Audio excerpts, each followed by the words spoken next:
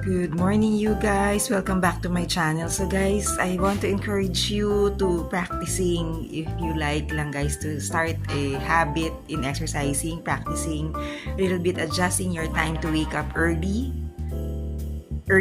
maybe starting from earlier, and also the matrix of getting up from bed, getting up from where you are seated, if you are wanting to start an active lifestyle, because that's one thing that's giving us that's one barrier that we have usually.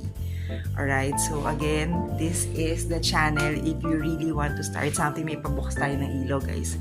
Guys, umaga, Monday morning, okay? Still forcing, well, you don't, pero forcing yourself to just maybe look forward to a great day and an active, productive, meaningful day, right? So, yun tayo guys. Thank you guys. See you again. Thank you.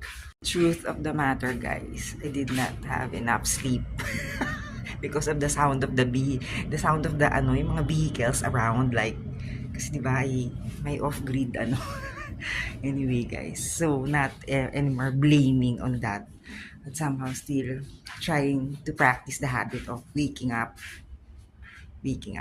no matter what, yung ganun. Alright guys, thank you.